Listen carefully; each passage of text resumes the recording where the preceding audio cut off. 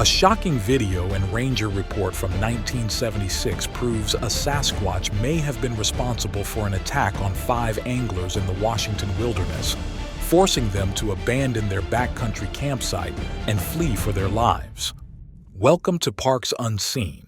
I'm your host, Liam Wolf. Tonight, we examine a jaw-dropping video connected to an incident buried in the National Park Service archives, one that points to a blatant cover-up in Olympic National Park. This report may have been quietly shelved during a crucial period of park development when even stories of Bigfoot could threaten the entire project, let alone cold, hard video evidence. Date: May 23, 1976. Case ID number 592. Location: Olympic National Park. Time: 2:30 p.m. Reporting officer: Ranger N. Miller. Incident report summary: 5 anglers were forced to abandon their campsite and personal belongings in a rush to escape an unidentified predator along the Hoe Lake Trail. Details of the encounter: around 10 a.m., I was on patrol near the Hoe Lake trailhead when I was flagged down by a group of 5 young adults, soaked to the bone, wide-eyed and talking over each other as they tried to explain what they'd just seen. They'd been fishing since early morning on the far northwest side of Hoe Lake and had set up camp by the shore just off the main trail. They said things started to feel off around 9:30 a.m. Nothing obvious at first, just that uneasy sense that an animal or something was watching them. One of them had a portable video camera on hand and figured he might catch a bear on tape, so he started scanning the trees. That's when something stepped out of the forest. They described it as a tall ape standing on 2 legs with dark shaggy fur and bizarrely long arms. It didn't charge, but it was coming toward them deliberately. The man with the camera shouted, trying to scare it off, and the others followed suit, yelling and waving their arms as they backed toward the lake. It seemed to work. The creature stopped, then turned and slipped back into the trees. They didn't wait to see if it changed its mind. They grabbed what they could and swam across the lake, leaving behind their tents, gear, and the camera. They found me not long after, just as they hit the shore. All of them were out of breath, freezing, and still dripping wet. They begged me to help retrieve their gear, saying they left behind some expensive fishing equipment. I told them to wait at the lodge while I hiked in to take a look. I reached the camp around 10:30 a.m. Everything was still there: the tents, scattered fishing rods, backpacks lying open on the ground. It looked like wildlife had already been through it, probably drawn in by the leftover food. But something about the scene didn't sit right. The items remained orderly, not the usual mess a bear leaves behind. I radioed my partner to meet me and help pack the gear out. While I waited, I walked the perimeter and found a set of tracks heading away from the site.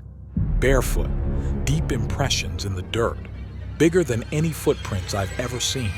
At least 15 inches long. The stride length didn't make sense either.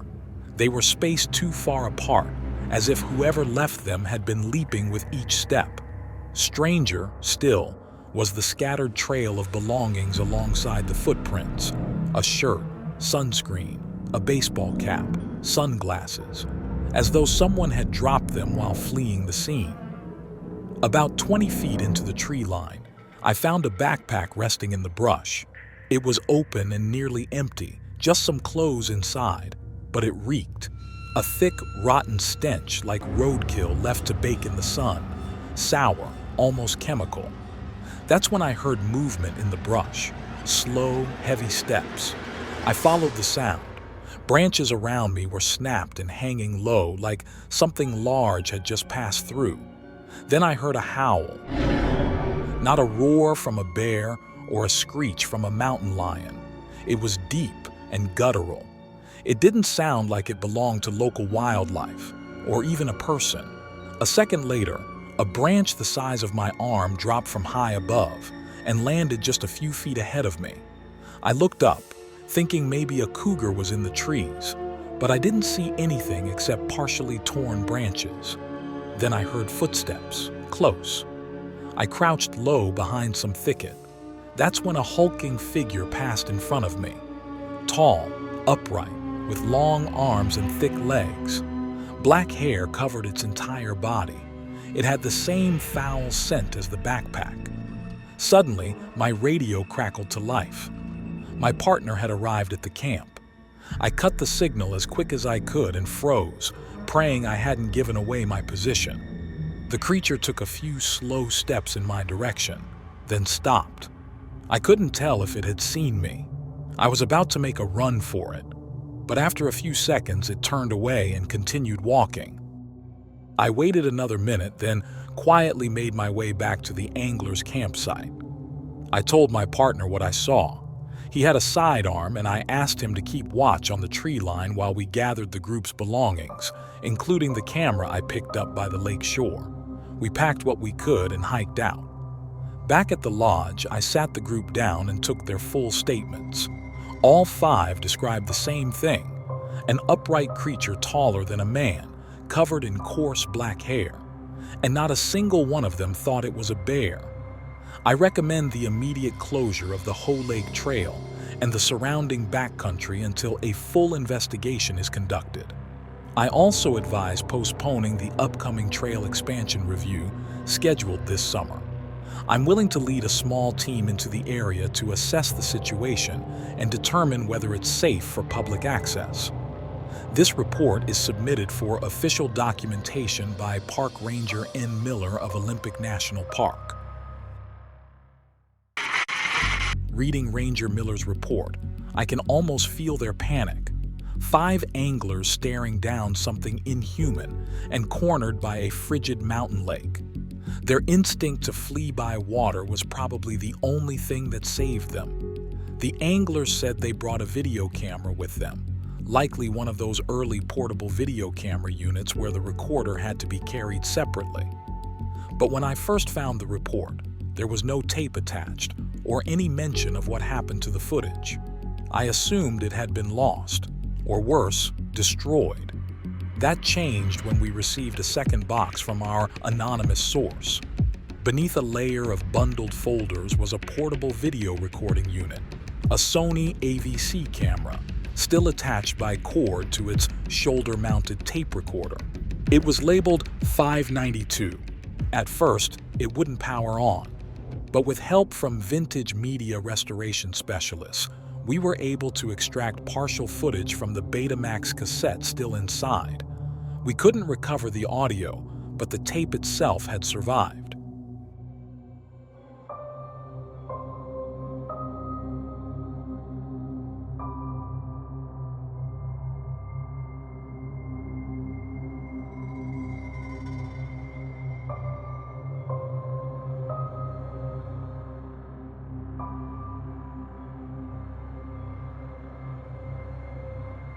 Just like Ranger Miller described, the camera captures a large bipedal figure moving through dense forest, just beyond the tree line near the angler's camp. Its movements are unsteady but deliberate. It walks on 2 legs with grotesquely long arms swinging by its sides. At the end, the camera jerks hard like the operator stumbled or turned to run. Experts told us the tape had water damage, likely from when the anglers dropped everything by the shoreline and escaped by swimming across the lake. The camera model was identified as a Sony AVC 3400, part of a first-generation portable video system available in the mid-70s. They confirmed the footage was authentic, no signs of tampering. The video format, image degradation, and plant life in frame all matched what you'd expect from the Hoe Valley in 1976. So how do we know the creature encountered by Ranger Miller and the 5 anglers wasn't just local Olympic wildlife? Let's start with their description. A tall ape standing on 2 legs with dark shaggy fur and bizarrely long arms. There are no apes native to North America. So why use that word? Probably because it was the closest thing they could compare it to. something built like a primate. Black bears, the largest predators in the park, are the most obvious suspect. They'll stand upright to look around, and they're known to raid campsites. But they don't walk upright for long, not in a smooth, deliberate way like the creature in the footage. And when bears go through a campsite, it's chaos, tents shredded, gear tossed. But here, the scene was almost eerily orderly. Scattered belongings, but not destroyed. Cougars, on the other hand, are stealth predators. They don't approach groups head-on. They ambush, and they don't leave massive barefoot tracks or howl deep through the woods. And elk? They're large, sure, but they don't walk on two legs, and they aren't tall enough to break branches 10 feet off the ground or leave a chemical stench in their wake. Then there's the trail of dropped belongings: shirts, sunglasses, a baseball cap, scattered as if someone had rummaged through the backpack Ranger Miller found in the forest, then walked off into the woods. Add to that the unusual stride length, prints spaced too far apart, like whatever left them wasn't walking but leaping. Whatever this was, it doesn't match anything native to the region. It was large, bipedal, and unlike any species officially recorded in the park. And that narrows the field considerably. If it wasn't an ape, bear, cougar, or elk, then we have to consider the possibility it was something else entirely, something undocumented, like Sasquatch. So was there any follow-up on this incident? Ranger Miller's report described 5 eyewitnesses and physical evidence of an unidentified creature in a publicly accessible area of the park. Under normal circumstances, that should have triggered a response, or at the very least, a wildlife patrol. But according to our research, that never happened. And based on Ranger Miller's own recommendation to pause a planned trail expansion review, I think we have a clue why. To understand what might have happened here, or why nothing did happen, we need to look at the bigger picture. Specifically, what was going on in Olympic National Park during the mid-70s. In the 1970s, the National Park Service entered one of its most aggressive periods of expansion, adding new trails, redrawing boundaries, introducing mandates to preserve wilderness, and expanding public access to remote areas. These trail expansion reviews weren't just internal memos. They were formal environmental assessments used to decide whether new routes could be opened or improved upon. If anything unusual showed up during one of these reviews, it could easily delay or kill the entire project. Around the same time, the Park Service also began implementing a zoning system for backcountry management. Parks like Olympic were divided into segregated areas for recreation, primitive use, wilderness, and scientific research. This included regions like the Hoh River Valley, near where the incident occurred. Each zone came with its own rules. While some areas encouraged hiking and recreation, others were completely off-limits to the public, with no visitors or patrols allowed, unless part of an official study within the scientific research zone. The timing of burying this incident report relative to the creation of the zoning system is a glaring red flag. Because if a non-native or potentially dangerous species had been discovered in the area during that time, it wouldn't just raise safety concerns. It would have derailed the entire expansion. And keep in mind, this wasn't some small local project. It was part of a system-wide shift that cost millions of dollars and carried political risk. One bad headline could stop it cold, which is why I believe that this report, like so many others, never left the lodge. And this isn't just speculation. When wildlife protection collides with federal development, history shows that even the biggest projects can get scaled back or halted entirely. Whether it's the Park Service or another agency, ecological concerns have derailed major plans before, causing a trickle-down impact on the fragile ecosystems at play. In 1963, an elk culling began in Yellowstone to manage their increasing populations. but it was scrapped a year later due to public outrage. Turns out, killing native animals in a national park wasn't great PR, no matter what the science said.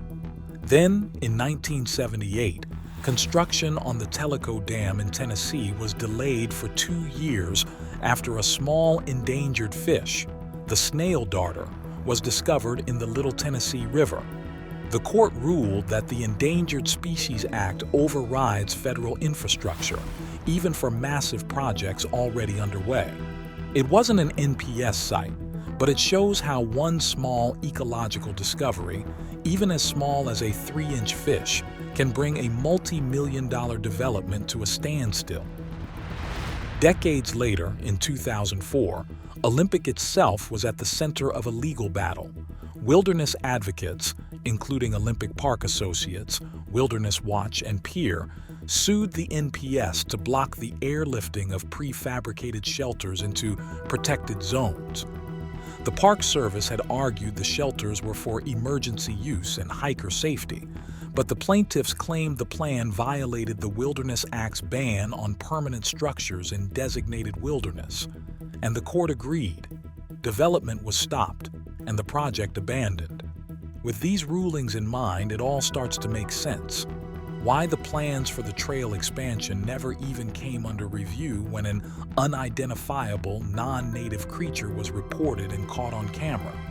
It wasn't merely a danger to hikers. If word got out, it could have changed the entire ecological classification of the area and cost the park millions of dollars in federal funding. You don't ignore a report like that unless you have a reason, and that's what makes this feel less like bureaucratic neglect and more like a cover-up. What do you think? Could a creature like Sasquatch have been living in the far corners of Olympic National Park? And did the park's expansion push it closer to human activity, or drive it even deeper into the wilderness? Let us know your theories in the comments below. As part of my investigation, I visited Olympic National Park and hiked a section of the Hoe Lake Trail, the same one referenced in Ranger Miller's report. Although I mostly wanted to see if the location details aligned, part of me couldn't help but wonder if something might still be out there. If the creature was curious enough to approach a campsite once, maybe I'd get lucky too. Since the expansion efforts in the late 70s, much of the Hoe Lake Trail has been better maintained. I started at the trailhead and followed the main route westward, eventually reaching Hoe Lake itself. Beyond the lake, the trail narrows and signage becomes sparse. Just northwest of the shoreline, I followed an old spur trail that matched the angler's campsite described in Ranger Miller's report. A trail volunteer confirmed that the area hasn't seen formal maintenance in years. It's technically still open, but almost no one goes there. In many areas, there's barely a trace of human presence. If something unusual did happen here, it's easy to understand why no official action was taken, especially if it would have halted a large-scale expansion plan. People rarely pass through this side of the park. I camped out overnight at the site, northwest of the lake, right along the shore, hoping to find any sign of the creature. Behind me loomed a dense wall of trees. It was clear that if something did emerge from that tree line, the only way out would be through the freezing water. But by nightfall, all I encountered were the familiar sounds and signs of local wildlife. Still, it's entirely possible that a Sasquatch could remain hidden in this remote backcountry wilderness, and just as possible that the park's expansion pushed it deeper into the woods. This wasn't the first time Bigfoot had been spotted in Olympic National Park, not by a long shot. Washington is one of the hottest Bigfoot sighting spots in the United States. As of today, the Bigfoot Field Researchers Organization has recorded 719 sightings since its inception in 1995. In 1977, along Highway 101 between Forks and Callalock, a woman traveling with her boyfriend saw a figure standing still on the shoulder of the road. As they drove past, she looked directly into the face of what she described as a tall, bipedal creature covered in long brown hair. It waved its arms in front of its face, as if shielding its eyes from the headlights. Its body was thin, with long limbs and dark, human-like features. For years, she referred to it only as a monkey man, until she later realized its resemblance to a juvenile Sasquatch. Though her boyfriend didn't see it, she never forgot the face, especially the way it watched her as they passed. Then, in 2011, just outside Forks, 3 witnesses reported seeing a towering creature cross La Push Road in broad daylight. The figure, estimated at 9 feet tall, lean and covered in cinnamon-colored hair, emerged from an old logging area. It crossed the road in just 3 strides as drivers swerved to avoid it, then vanished into the underbrush. They described its movement as fluid and far too agile for any known animal that size. And just last year, in 2024, 2 members of the Quileute tribe spotted a massive figure near milepost 182 on Highway 101. As they rounded a bend near a construction zone, they saw it step into the brush, pushing aside alder trees before vanishing in seconds. Both witnesses, familiar with local wildlife, were certain it wasn't a bear. The figure stood between 9 and 10 feet tall, with black fur and broad shoulders. It moved quickly and on 2 legs. According to family members on the Quileute Reservation, sightings in the area aren't uncommon, but are rarely shared with outsiders. It's not hard to see why Ranger Miller's report got buried. In the mid-70s, the Park Service was focused on expansion, on trails, tourism, and public support. The last thing they needed was this cryptid footage derailing their federal funding. So the report was logged, shelved, and eventually forgotten, as was the video evidence.